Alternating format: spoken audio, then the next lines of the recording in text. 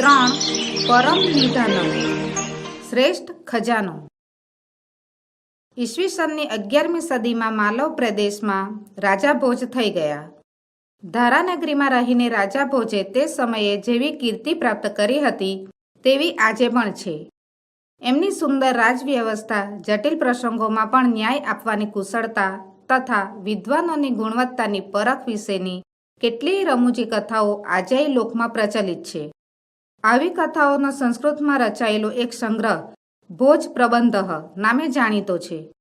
આમાં રાજા ભોજને કેન્દ્રમાં રાખીને અનેક ઘટનાઓ વર્ણવવામાં આવે છે, જેમાં કાવ્યાત્મક ચમત્કૃતિઓ ધરાવતા અનેક પદ્યોનો સમાવેશ થાય છે. આ ઉપરાંત જુદા જુદા સમયગાળામાં અનેક સંસ્કૃત કવિઓએ પોતાની વાતને પ્રસ્તુત કરવા માટે રાજા ભોજને પાત્ર તરીકે સ્વીકાર્યા છે. ભોજને લક્ષ્ય બનાવીને રચાયેલી આવી જ એક સંવાદાત્મક કથા અહીં પ્રસ્તુત છે. રાજા ભોજ અને યુવાન પંડિતના આ સંવાદમાં એક કરતાં બીજા પદાર્થની શક્તિમત્તાને ઉપસાવવાનો ઉપક્રમ છે. ક્રમશઃ આગળ વધતો આ સંવાદ છેવટે સંતોષની વાત આવતાની સાથે અટકી જાય છે. આમ આ સંવાદ સંતોષનું મહત્વ આકારી આપે છે. આ પાઠનો અભ્યાસ કરતી વખતે ક્રિયા અને કર્તૃકારકના સમન્વયની વ્યવસ્થાને સમજવાની છે.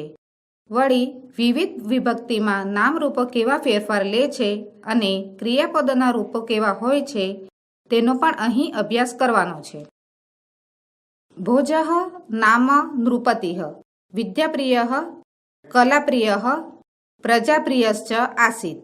અતઃ તસ્ય રાજસભાયાં દૂરદેશાત અનેકે વિદ્યાવિશારદાઃ પંડિતાઃ સમાગચ્છન્તિ સ્મ. ભોજ નામનો રાજા વિદ્યાપ્રેમી, કલાપ્રેમી અને પ્રજાપ્રેમી હતો. આથી તેની રાજસભામાં દૂર દૂરના દેશોમાંથી અનેક વિદ્યા નિપુણ પંડિતો આવતા. એકદા ભોજ પ્રાસાદસ્ય ગવાક્ષે ઉપવિષ્ટઃ આસીત. સહ માર્ગે એકમ નવાગંતુકમ અનભિજ્ઞમ યુવકમ પશ્યતિ. તસ્ય પરિચયમ જ્ઞાતુમ સહ તમ પ્રાસાદે આહ્વયતિ. તત્સ્ત્યો મધ્ય એવં વાર્તાલાપઃ સંજાતઃ. એકવાર ભોજ મહેલના ઝરૂખામાં બેઠેલો હતો. તે માર્ગમાં એક નવા આવનાર અપરિચિત યુવકને જુએ છે. તેનો પરિચય જાણવા તે તેને મહેલમાં બોલાવે છે. પછી તે બેની વચ્ચે આ પ્રમાણે વાર્તાલાપ થયો. ભોજ વદતિ ભવાન કહ વર્તતે. ભોજ કહે છે, આપ કોણ છો? યુવક વદતિ અહમ ઘટપંડિત અસ્મિ. ભોજ વદતિ ઘટપંડિત કિમ નામ ઘટપંડિત ઇતિ. ભોજ કહે છે, ઘટપંડિત ઘટપંડિત એટલે શું?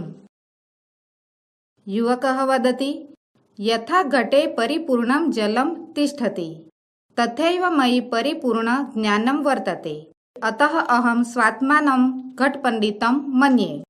યુવક કહે છે, જેમ ગળામાં છલોછલ પાણી હોય છે તેવી જ રીતે મારામાં પૂરેપૂરું જ્ઞાન છે, એટલે હું મારી જાતને ઘટપંડિત માનું છું. ભોજ વદતિ યુવકસ્ય ગર્વપૂર્ણામ ઉક્તિમ શ્રુત્વા સ્વાત્માનમ તતો અપ્યધિકમ મત્વા અહંકારેણ સહ યદિ ત્વમ ઘટઃ અસि તર્હિ અહમ મુગ્ધરત્વેન વર્તે. મુગ્ધરઃ સ્વકીયેન પ્રહારેણ ઘટમ વિનાશયતિ. અહમ અપી ઘટરૂપમ ભવંતમ વિનાશયામિ.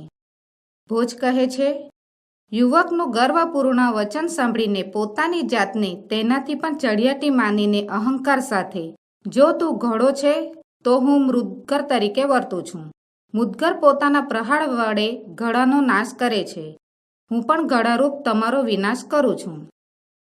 યુવક વદતિ યદિ ભવાન મુદ્ગરત્વેન વર્તિષ્યતે તર્હિ અહમ અગ્નિઃ ભવામિ. દહન કર્મ અગ્નિઃ ભૂત્વા મુદ્ગરમ ભસ્મ કરિષ્યામિ. યુવક કહે છે, જો આપ મુદ્ગર તરીકે વર્તશો તો હું અગ્નિ બનું છું. બાળવાનું કર્મ કરનાર અગ્નિ થઈને હું મુદ્ગરને ભસ્મીભૂત કરી નાખીશ. ભોજ વદતે ત્વમ યદિ વહિન્યત્વેન વર્તિષ્યસે તર્હિ અહમ વૃષ્ટિઃ ભવિષ્યામિ. વૃષ્ટેઃ પુરુતઃ વહ્નિઃ સ્થાતુમ ન શક્નોતિ તથા ત્વમપી મમ પુરુતઃ સ્થાતુમ ન શક્નોષિ. ભોજ કહે છે, જો તું અગ્નિ તરીકે વર્તીશ તો હું વરસાદ બનીશ. વરસાદની આગળ અગ્નિ ઊભો રહી શકતો નથી, તેમ તું પણ મારી આગળ ઊભો રહી શકીશ નહીં. યુવકઃ વદતિ વૃષ્ટિમ તું વાયુઃ સ્વબલેન યત્ર કુત્રાપી વાહિમતુમર્હતિ વૃષ્ટિરૂપમ ભવંતમહં વાયુઃ ભૂત્વા એતઃ તતઃ વહિષ્યામિ. યુવક કહે છે, વરસાદને તો પવન પોતાની શક્તિથી જ્યાં ત્યાં વહી જઈ શકે છે. વરસાદ રૂપે રહેલા આપને હું પવન થઈને આમ તેમ વહી જઈશ. ભોજઃ વદતિ યદિ ભવાન વાત્વયેન વર્તિષ્યતે તર્હિ અહમ વાયુભક્ષઃ ભુજગઃ ભવિષ્યામિ. ભુજગઃ સન સતતમ વાયુરૂપમ ભવંતમ ભક્ષિષ્યામિ. ભોજઃ કહે છે, જો તમે પવન તરીકે વર્તશો તો હું પવનને ખાઈ જનાર સર્પ બનીશ. સર્પ થતો હું સતત પવનરૂપ તમારું ભક્ષણ કરીશ. યુવકઃ વદતિ ભવાન યદિ સર્પઃ ભવિષ્યતિ તર્હિ અહમ સર્પભક્ષકો ગરુડો ભવામિ. યુવક કહે છે, આપ જો સર્પ થશો તો હું સર્પને ખાનાર ગરુડ બનીશ. ભોજઃ વદતિ વાક્યલીમ વર્ધયન ત્વમ યદિ ગરુડઃ અસી તર્હિ અહમ ચક્રધારકઃ વિષ્ણુ વિષ્ણુઃ ગરુડારૂઢઃ ભવતિ. ભોજ કહે છે, વાણીની રમત વધારતા તું જો ગરુડ થાય તો હું ચક્રધારી વિષ્ણુ છું. વિષ્ણુ ગરુડ પર સવાર હોય છે. યુવકઃ વદતિ મનસા વિષ્ણું પ્રણમ્ય ચ પાંડિત્યમ પ્રદર્શયન અગ્રે વદતિ યદિ ભવાન ચક્રધરઃ વિષ્ણુઃ તર્હિ અહમ ભવતઃ મસ્તકસ્ય ઉપરી શોભમાનમ મુકુટમ અસ્મિ મુકુટમ સદા મસ્તકસ્ય ઉપરી એવ સંતિષ્ઠે. યુવક કહે છે, મનથી વિષ્ણુને પ્રણામ કરીને પંડિતાઈ બતાવતો તે આગળ બોલે છે, જો આપ ચક્રધારી વિષ્ણુ હો તો હું તમારા મસ્તક ઉપર શોભતો મુકુટ છું. મુંગત સદા મસ્તકની ઉપર જ રહે છે. ભોજઃ વદતિ યુવકસ્ય પાંડિત્યમ અનુભૂય તર્હિ મુકુટસ્ય ઉપરી શોભમાનમ પુષ્પમહમ એવમહમ અધુના તવોપરી સ્થાસ્યામિ. ભોજ કહે છે, યુવકની પંડિતાઈ અનુભવીને તો હું મુંગટની ઉપર શોભતું ફૂલ છું, એમ હું અત્યારે તારી ઉપર રહીશ. યુવકઃ વદતિ ભવાન યદિ પુષ્પમ ભવિષ્યતિ તર્હિ અહમપી ભ્રમરો ભૂત્વા તૌ પુષ્પસ્યોપરી સ્થાસ્યામિ. યુવક કહે છે, આપ જો ફૂલ થશો તો હું પણ ભ્રમર થઈને તમારા ઉપર ફૂલની ઉપર રહીશ. ભોજઃ વદતિ એવં ભવાન દ્વિરેફઃ તર્હિ અહમ સૂર્યઃ પુષ્પસ્ય અંતઃ સ્થિતઃ ભ્રમરઃ સૂર્યાસ્તકાલે બંદી ભવતિ અહમપી ત્વામ બંદી નમ કરિષ્યામિ. ભોજ કહે છે, એમ તમે ભ્રમર છો તો હું સૂર્ય છું. ફૂલની અંદર રહેલો ભમરો સૂર્ય અસ્ત થતાં કેદ થાય છે. હું પણ તમને કેદી બનાવીશ.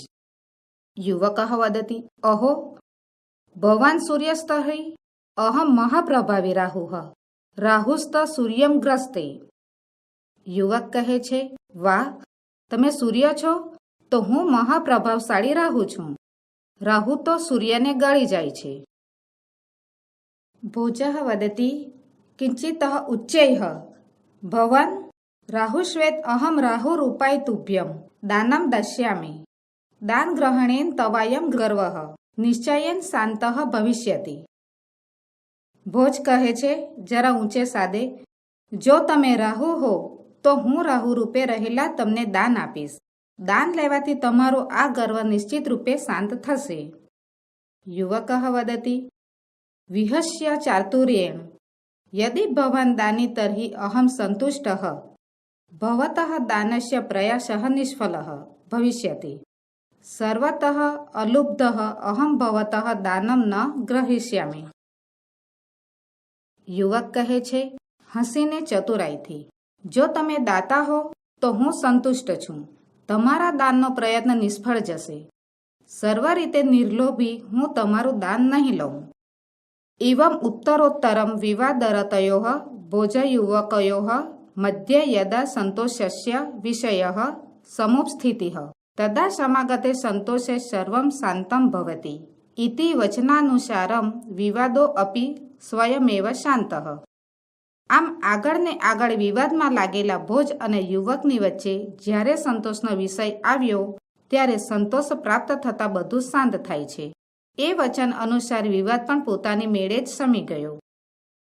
અંતે ચતુરમ જ્ઞાનેન ગુણેન ચ ઉપતેમ તમ પંડિતમ યુવકમ પ્રણમ્ય ધારાધિપતિ ભોજરાજ અવદત્ત અયિ ઘટપંડિત ગુણપૂજકે ધારાદેશે ભવતઃ સ્વાગતમ અસ્તિ ભવાન વિજયી જાતઃ સંતુષ્ટમ જનમ ન કો અપી પરાજેતુમર્હતિ યતો હિ સંતોષ એવ પુરુષસ્ય પરમ નિધાનમ વર્તતે. છેવટે ચતુર તેમજ જ્ઞાન અને ગુણ વડે યુવક તે પંડિત યુવકને પ્રણામ કરીને ધારાદેશના સ્વામી ભોજરાજે કહ્યું, અહો ઘટપંડિત, ગુણોના પૂજારી એવા ધારાદેશમાં આપનું સ્વાગત છે. આપ વિજેતા થયા. સંતુષ્ટ વ્યક્તિને કોઈ પણ હરાવી ન શકે, કેમ કે સંતોષ જ પુરુષનો શ્રેષ્ઠ ખજાનો છે.